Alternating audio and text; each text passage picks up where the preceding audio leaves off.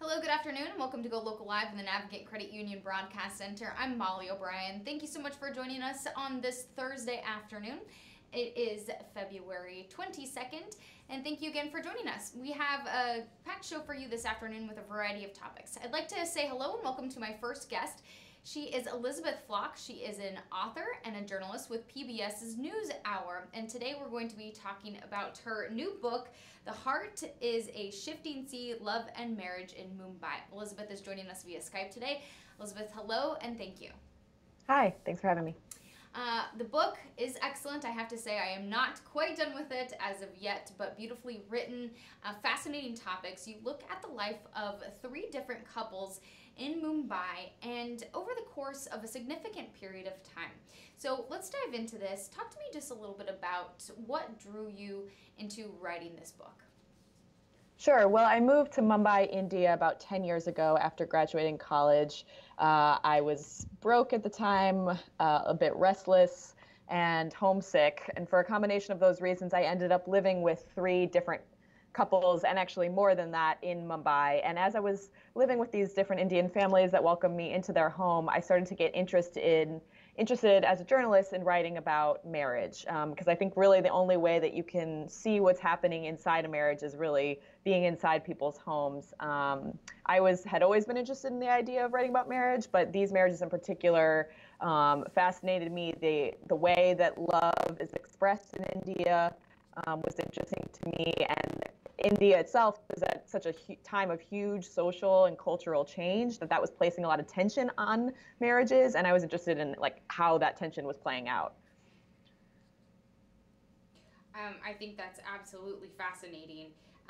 And like I said, it is very inspiring, it's intriguing, it's almost intimidating when you're looking at this and really seeing how the course of these relationships are playing out. It's a deeply personal journey into these couples' relationships. How did you actually make the connections to these couples and able to convince them to let you tell their story? Yeah, well, I think part of it is time. I began this project 10 years ago, and at first I was just sort of informally asking them questions about their marriages because I was curious, and I was sort of, asking, why is this the way it is? Why does your husband ask you not to sleep in your bedroom when you have your period? Why is it that you are interested in having an affair or getting divorced when your mother's generation was not interested in that at all? Like, how are those things changing? And then over time, it developed into a more formal process with sit-down interviews and just spending tremendous amount of time living with these couples, traveling with them, eating alongside them, taking care of their children at times, living with their extended joint families, because in India, so many families are 12 people living together. And I think it was just a product of time and, hopefully the trust they placed in me to tell their stories accurately and fairly and to show both sides at times. Talk to us a little bit about the couples within this book, because you take a look at three couples who are very different but also similar in their relationships. Talk to us about a little bit about each one.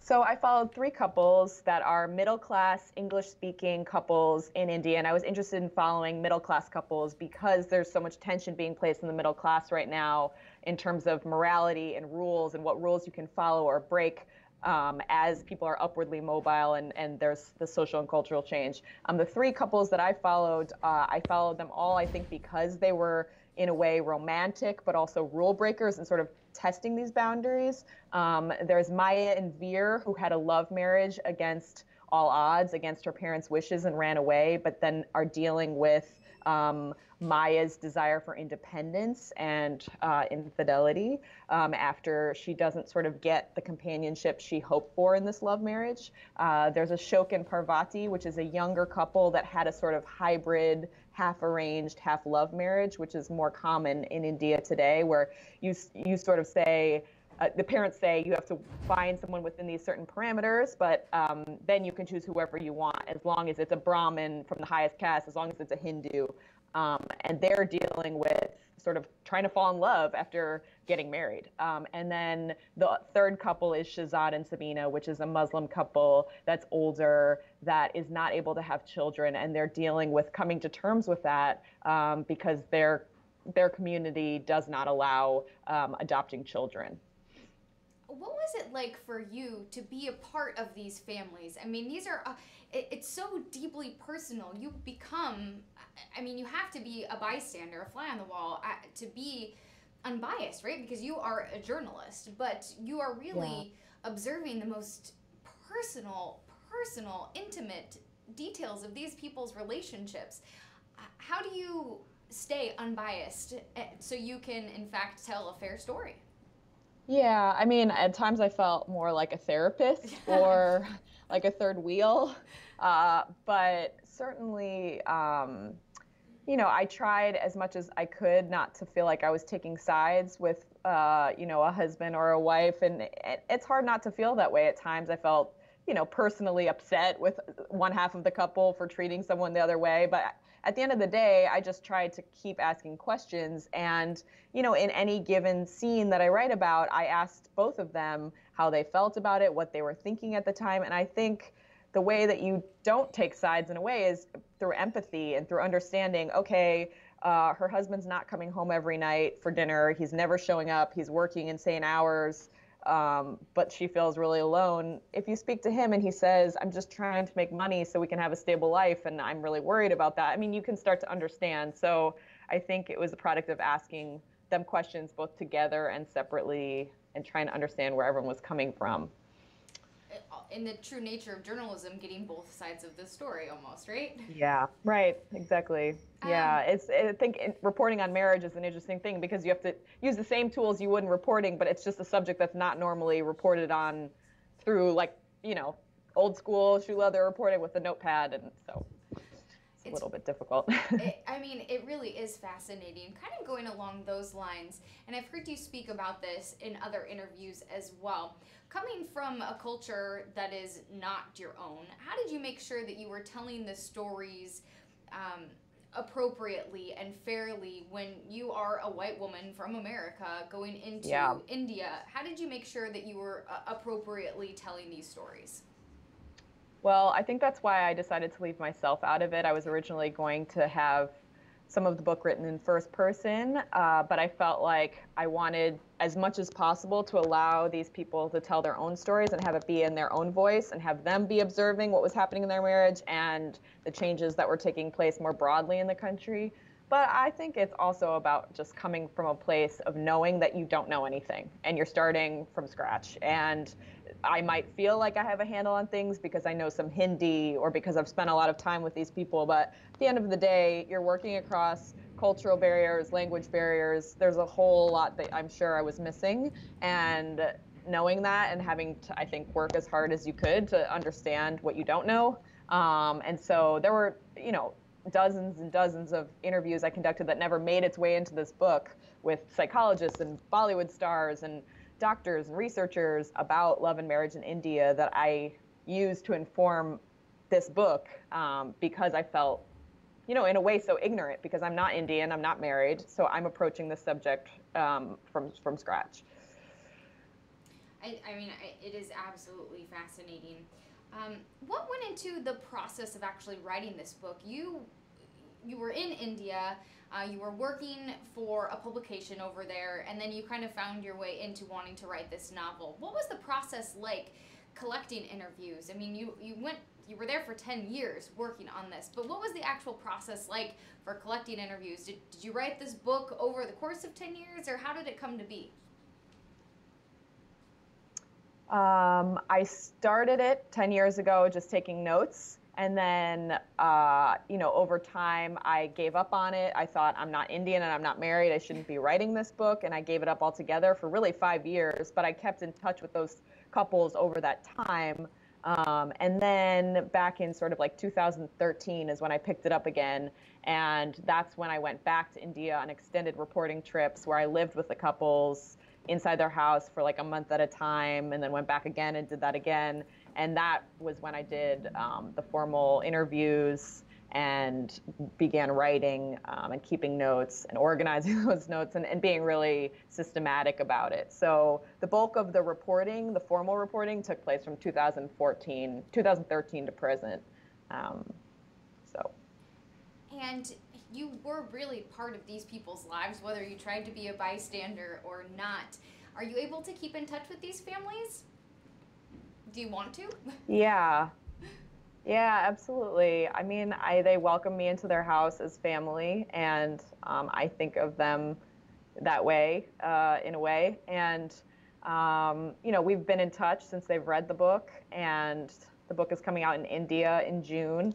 So we're in constant contact mostly over WhatsApp and sometimes Skype. So yeah, I think I'll be in touch with them always for the rest of my life. I think it would be hard not to, becoming part of their family. It would seem like, I don't know, it wasn't yeah. there. Yeah.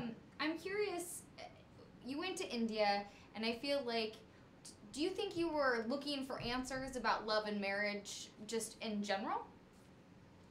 Definitely. I mean, I wasn't thinking that at the time, but in hindsight, I moved to India after my father's third divorce, and I'd grown up with a lot of divorce in my family. And I think I was just curious why marriages work or fail in any culture, in any context. Like, what is that special thing that makes a marriage work instead of fall apart? And so I think these couples, to me, provided lessons and answers in a way. Of course, the longer I spent with them, I saw that some of the problems and promises of marriage, many of them are the same in any culture, and some of them are specific to India. But it's not like I came away, I don't think, with like a magic solution of what makes marriages work. But I do feel like I learned a lot and got a little bit closer on that question. But love is a very difficult to pin down thing, and marriage is a very complicated thing. So there is no magic answer, unfortunately. But at least that you got some understanding and maybe a sense of what you were looking for, that there is no real answer. It is difficult. Yeah. Marriage is difficult. Yeah. So I hear. No matter where you go, I think that answer is the same. It's work. Yes. It's going to be work no matter where you go. Yes. I do kind of want to ask you too, what do you think comes next for you? You just completed this massive task, and continuing to write, continuing to keep in touch. Do you think that you will take on another large project like this, or is it kind of one step at a time now? I do. I actually have been more and more interested in writing just about women's issues, because so much of this book ended up being about the women. And the way that things are changing in India for women. Women are gaining more agency. They're going to work. They're being educated in much greater numbers. They're having affairs. They're having premarital sex. They're watching pornography. All of these changes, really big changes, are happening for Indian women. And obviously the Me Too movement here has been really interesting to watch and important. And India has had a similar moment actually about 5 years ago, when there was a 2012 gang rape of a student and thousands of women came out to the streets. So I think I'm interested in continuing to tell the stories of women gaining more agency around the world. And I hope to do another sort of immersion journalism book that tells those kinds of stories. Be able to provide that voice for these women around the world. Excellent opportunity to do so. You will be headed to our neck of the woods here tomorrow, Friday, February 23rd. You're going to be at the Harvard bookstore, so that should be good. Where else are you heading on a somewhat book tour? I'm going to Chicago, LA, San Francisco, and New York. And have you been on book tour before? What has questions been like, talkbacks been like for you with people reading this? Because the book hasn't been out that long. Yeah, it just started. I had an event in DC where I live last week at Politics and Prose, which is a lovely independent bookstore here, and it went really well. Although there was, one really interesting Indian woman in the audience who stood up and made the point, not all Indian women are having affairs. And of course, there certainly is going to be, I think, some pushback to the book and the things that are talked about within it, because people don't talk about some of these things. I mean, sex and affair, infidelity, pornography, all of these things are really difficult to talk about in India right now and in previous generations. And so I do hope it sparks those conversations and gets people to talk about that, because I think these things that are happening are important to discuss, even if they're a little bit difficult and sensitive. So. Well, congratulations to you on publishing your first book. I have to say that it is beautifully written. At times, you have to remind yourself that these are real people telling their stories. I have to say that I was drawn in, and I needed to remind myself it's not fictional. So, thank you. Kudos to you for your writing. Good to hear. Thank you. So I do appreciate your time today, Elizabeth Block. She is a journalist at PBS NewsHour, and you can find her book, The Heart is a Shifting Sea, Love and Marriage in Mumbai. Where do you like to get your books, Elizabeth? Independent bookstores, Politics and Prose in DC, but any independent bookstore is always good to support. So awesome. I always like asking people. Always like asking people. Elizabeth, thank you so much for your time today. Everyone, please hang tight as we get ready for our next guest on GoLocal Live. Thank you.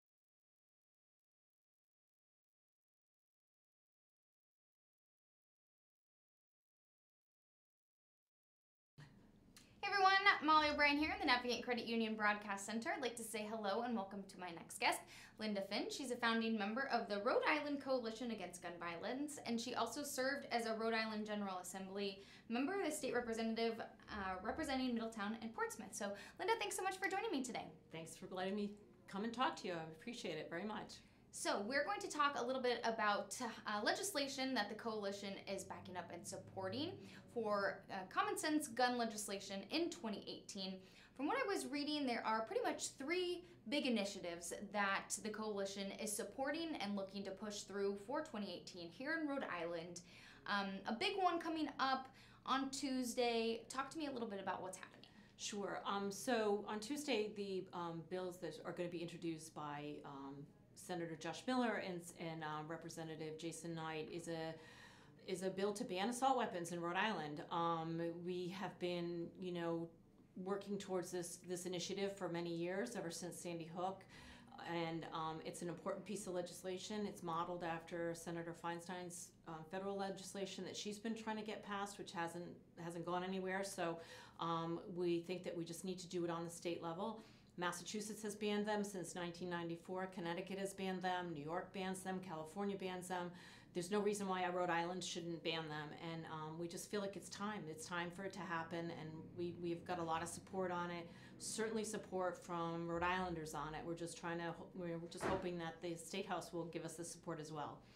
Okay, so we're looking at what's going through on Tuesday is a ban on certain style assault weapons. Right. Talk to me a little bit about what this bill looks like, and it's my understanding that there's been legislation trying to make its way through for the past several years, but it's been halted.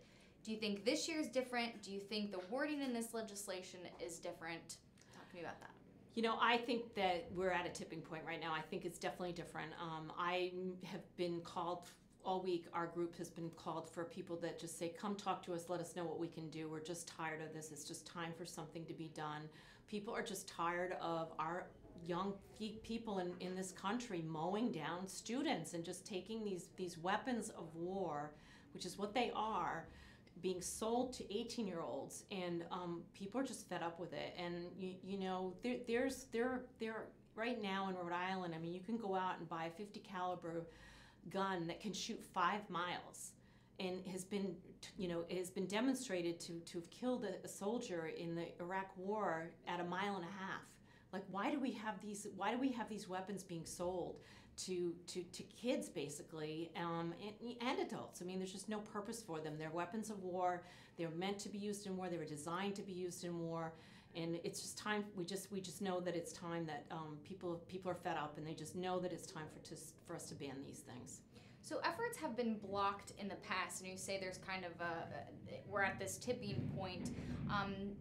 If efforts have been blocked in the past here in Rhode Island, do you think that there's going to be a fight against it, or do you think we're past that? And if there is opposition, who's it from? Where are you seeing that from? We definitely will get pushback on it. I mean, there's definitely always opposition. The gun lobby and the NRA has been very active for many years. They're very well organized.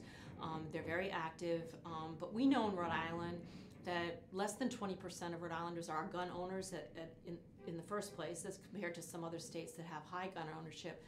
And we know that people, that we've done it. We did a survey in 2016, which even back then, 2 years ago, Rhode Islanders supported banning these types of weapons by 74%, which was almost 10 points higher than the national average. So we know that Rhode Islanders support this legislation.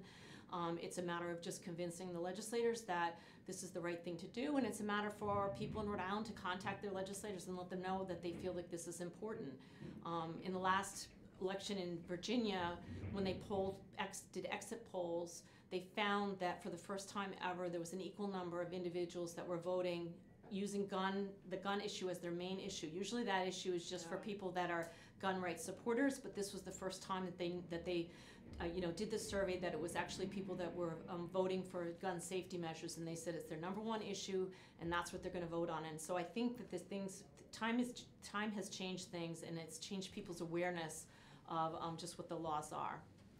What are some of are we modeling, or are the representatives who are introducing this legislation, maybe with some help from the coalition and members of the coalition, are we looking at other states, for examples, who have put bans in place already? You mentioned Massachusetts, Connecticut, our neighbors, and then other states who already have bans in place. Are you looking at modeling legislation after states that have already been successful in this? Definitely. And the legislation that Dianne Feinstein has written, has been, basically lists every single weapon that is on the market right now and is available, to say these are specifically the guns we do not want to have in our state. And so, yes, we're definitely, looking at the model of Massachusetts, looking, the more recent models were Connecticut and New York. And so, we feel like they did it. There's no reason why we can't do it, and it's very similar to what the legislation is that they have introduced. Okay, interesting. So this legislation getting introduced on Tuesday, you all are holding a rally, correct? Well, we're holding a press conference. The idea was to just make sure that the legislators were aware of the bill. It's the last day to introduce legislation for Rhode Island.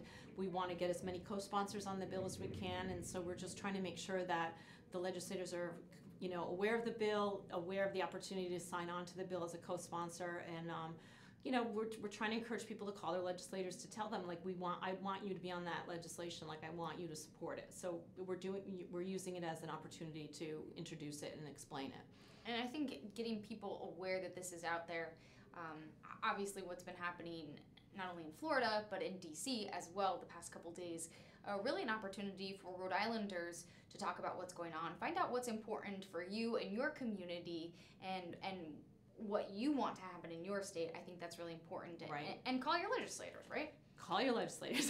And let them know what's important and valuable to you. Right.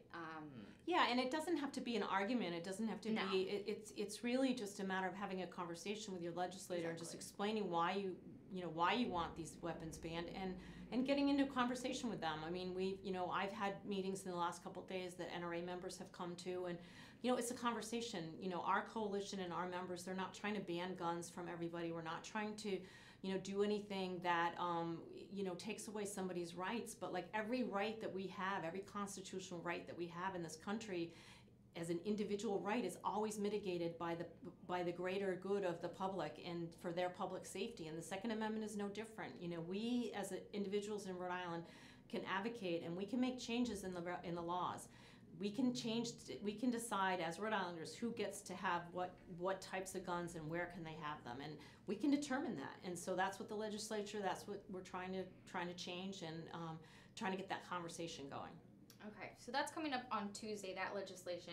In 2018, though, you're also working for a few other things, working on banning all firearms in schools, on school grounds, except for police officers or for peace officers. Something that I read put out by the coalition is that Rhode Island is one of very few states that allows concealed weapons on school grounds. Talk to me a little bit about that. Sure. And why this is an important initiative for you. Sure. When we first put our coalition together and we were reviewing some of the laws, our legislative attorney found that there was a discrepancy in the law in Rhode Island, and we think it was actually just a more of a change, just a drafting error than anything. It wasn't something that was done with any kind of reason, because it happened before Columbine, even happened before these school shootings were happened. But basically, essentially, the way the law reads in Rhode Island is that if somebody is able to have a concealed carry permit, they are able to carry that weapon on school property.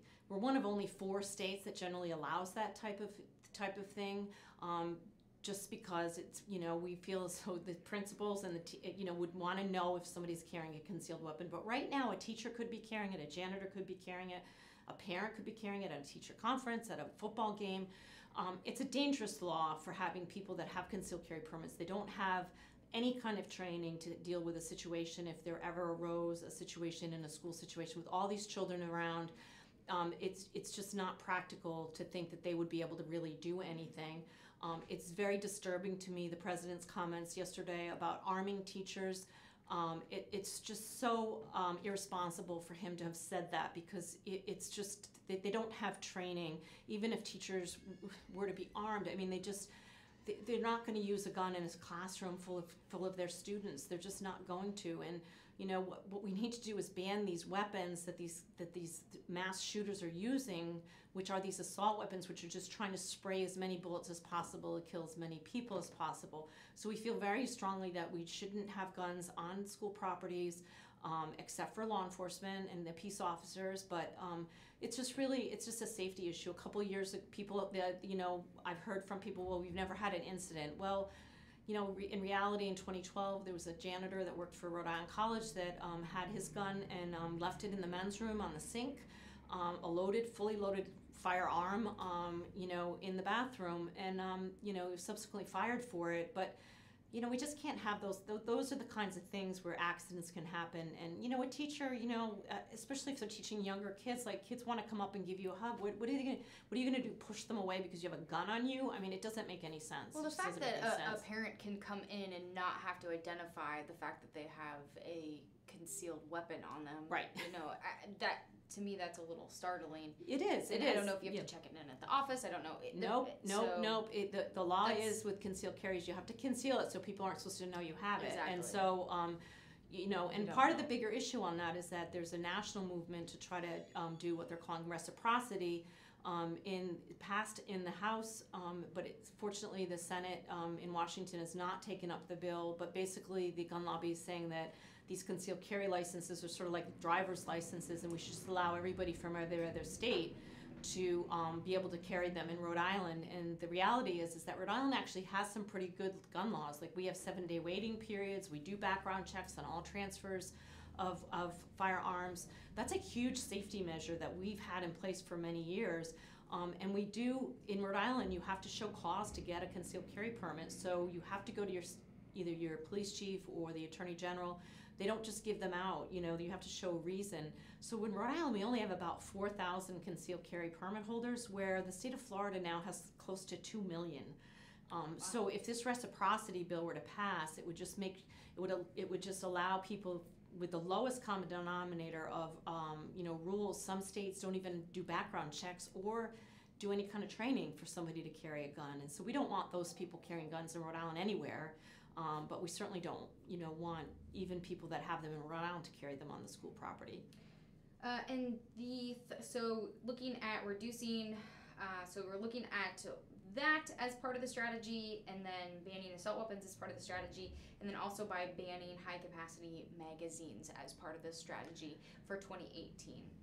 Right, the banning the high-capacity magazines. So a few years ago, we just felt like the timing wasn't right for an assault weapon ban, and we felt that the lethality of these guns is more in the fact that they can shoot so many bullets so quickly.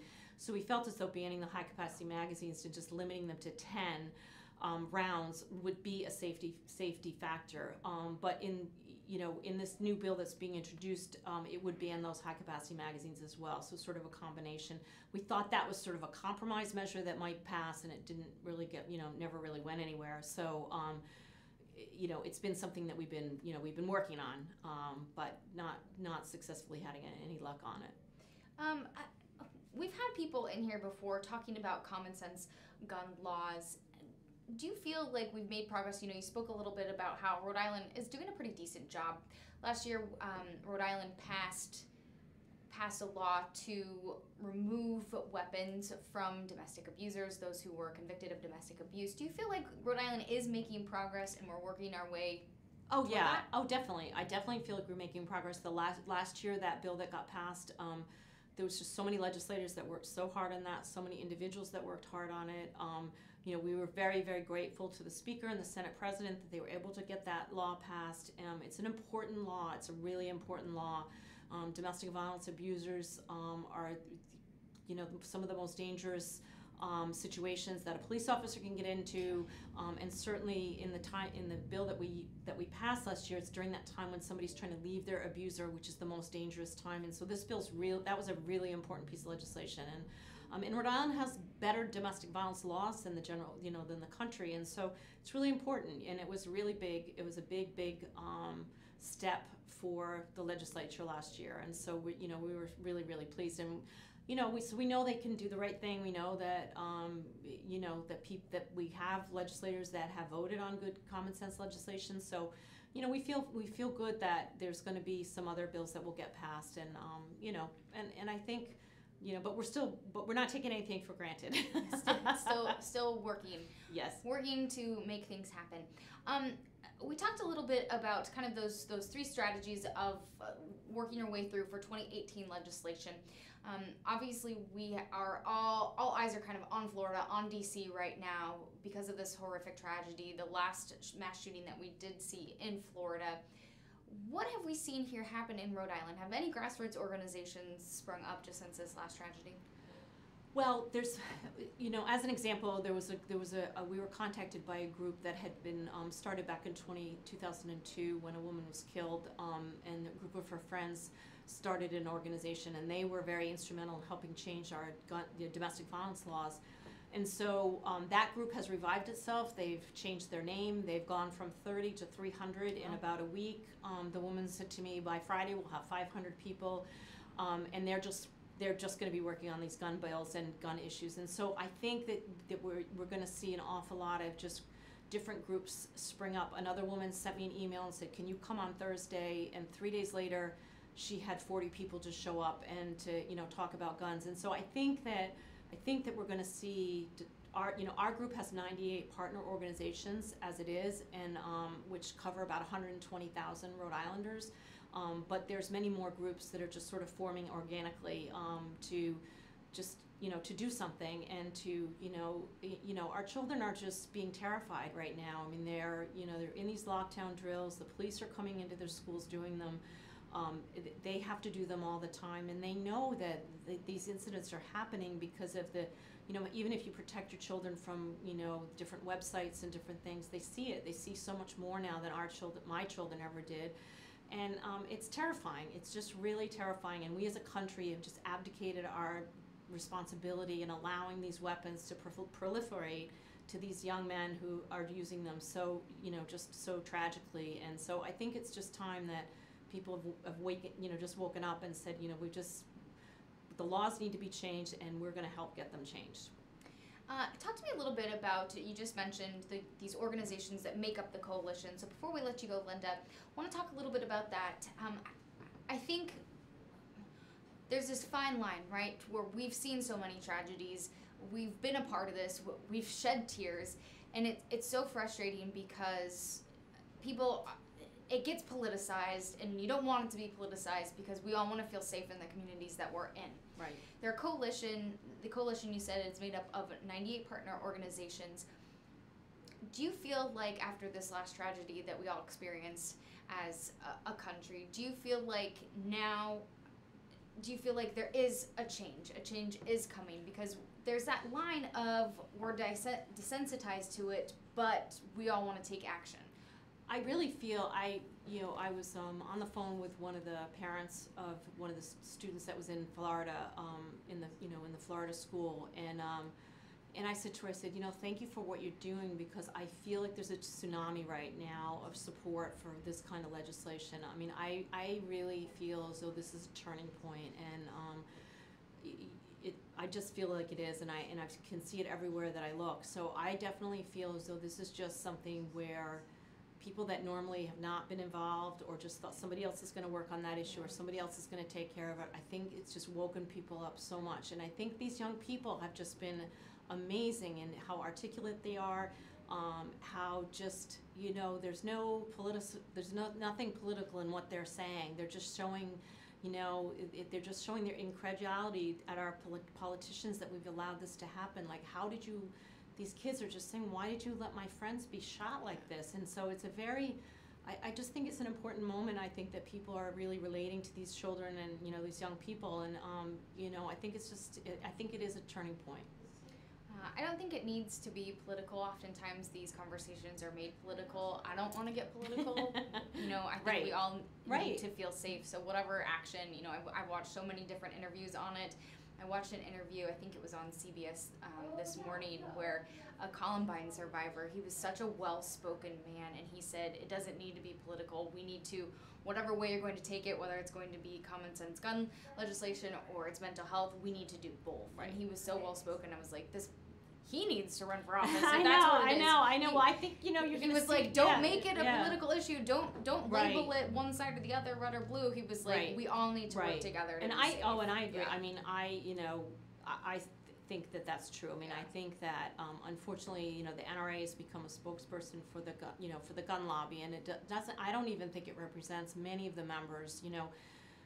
In Rhode Island, like if you want to belong to a gun club, you have to join the NRA, because that's how they get their insurance for the club. Yeah, so that makes sense. People belong to the NRA, but they're not just because they're a member. It's almost like they kind of have to be. So they're not really. It doesn't mean that they feel like they're being represented properly. And I think that it's just taken a huge veer from what it used to be, protecting hunters and their rights. And I have a lot of friends that they go to the range. They like to shoot guns. They want, people. I respect that people want to keep guns in their home to protect themselves and their family. But, it's just people are thinking differently about it now. And,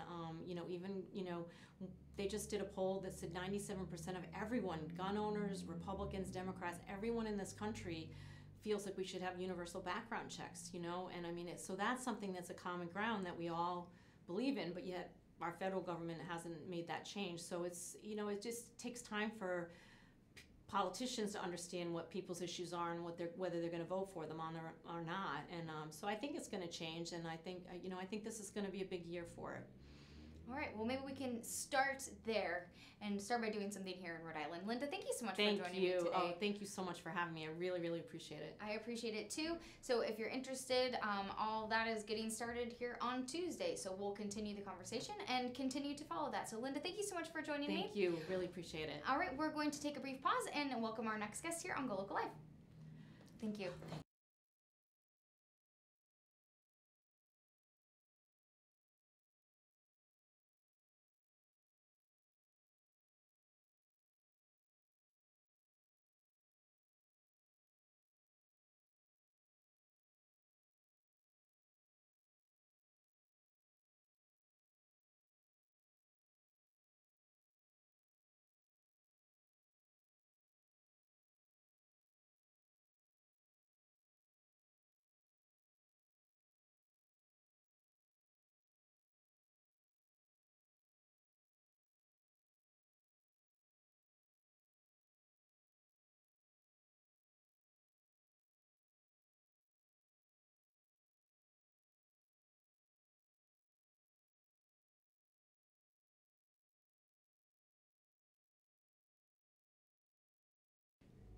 everyone, thanks for joining me here on GoLocal Live in the Navigant Credit Union Broadcast Center. So as part of First Works Artistic Icon Series, American Rhapsody, the Gershwin Songbook tonight, we are meeting Michael Andrew. He is the big star band leader, vocalist.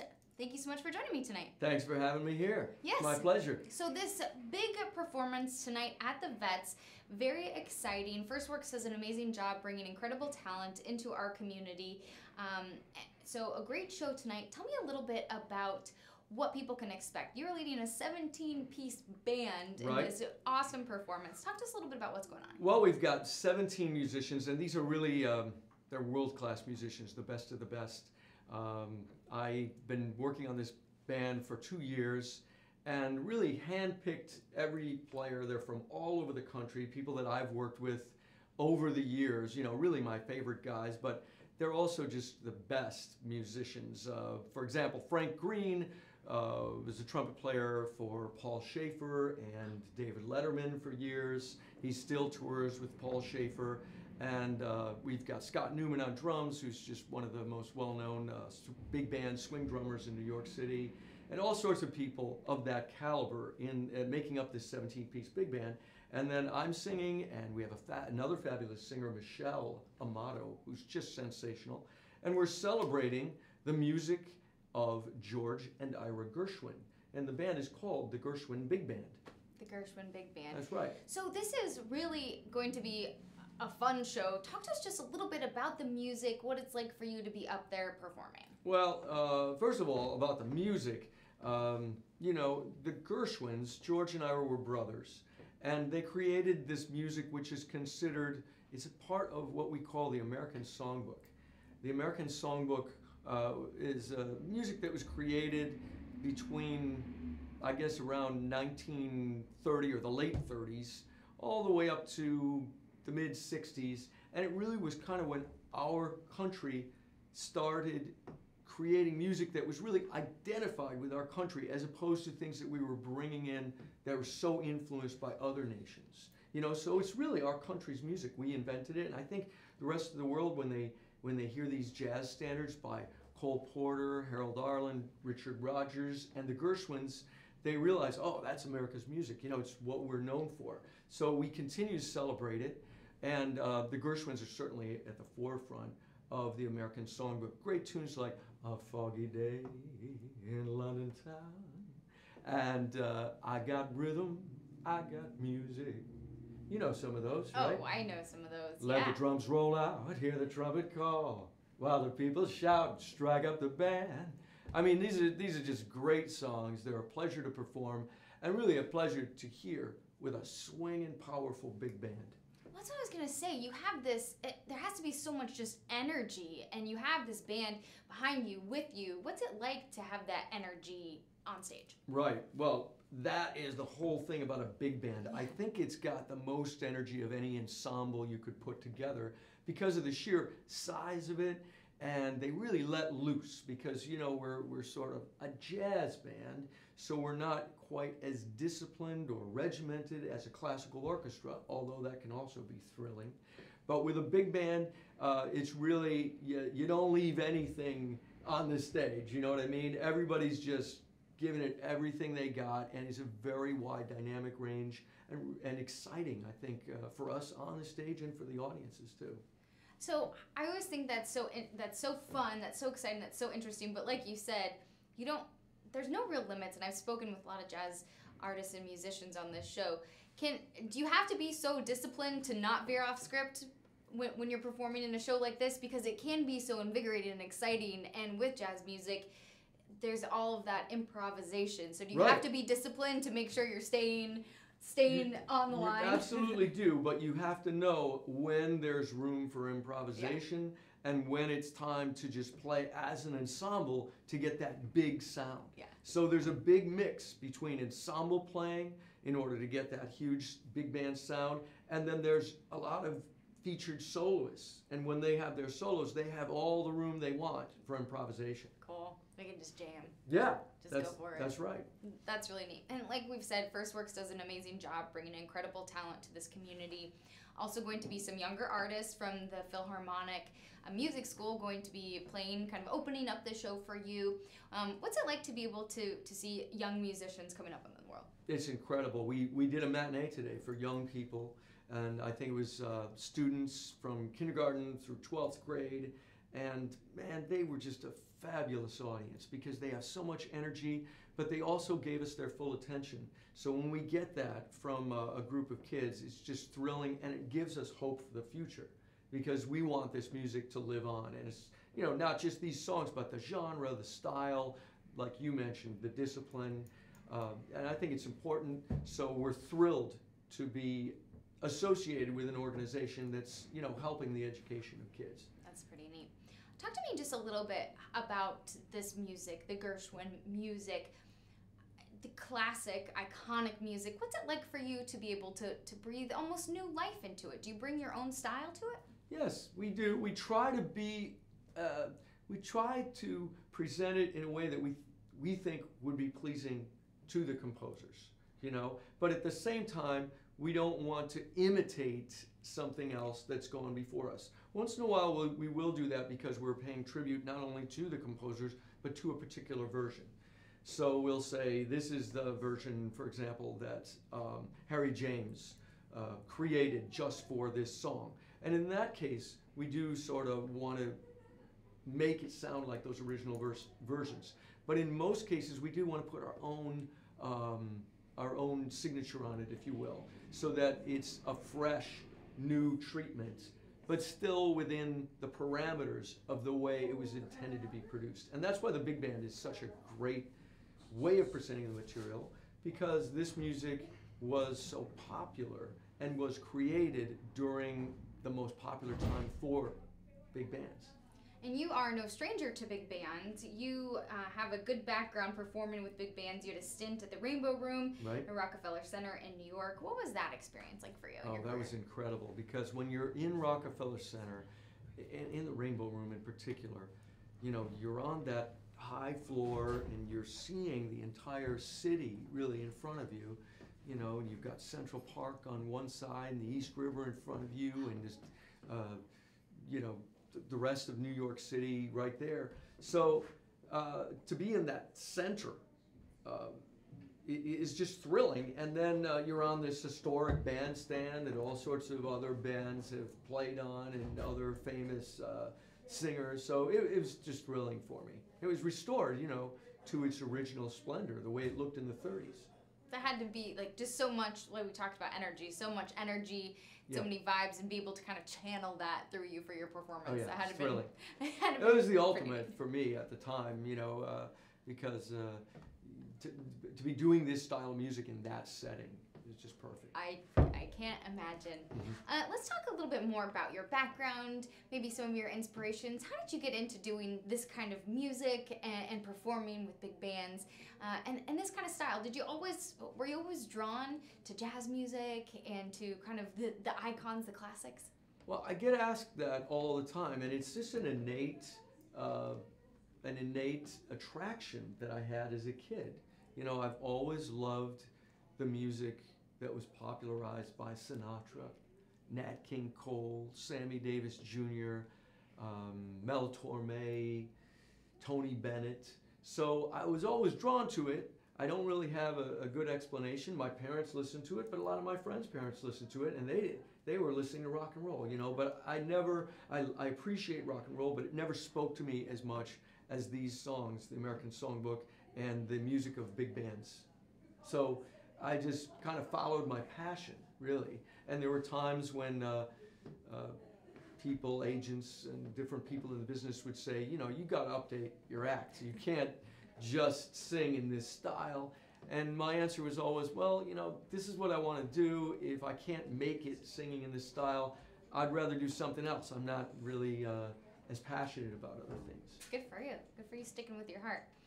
Let's talk a little bit about some of your other work. You were able to work with the late comedic entertainment icon Jerry Lewis. Talk to us a little bit about that experience. You've done your research. Well, it's my job, right? Yeah. Well, that was another dream come true for me. There's a movie called The Nutty Professor, and in The Nutty Professor, Jerry Lewis played a wormy bookworm professor named Julius Kelp, and he was very introverted and shy.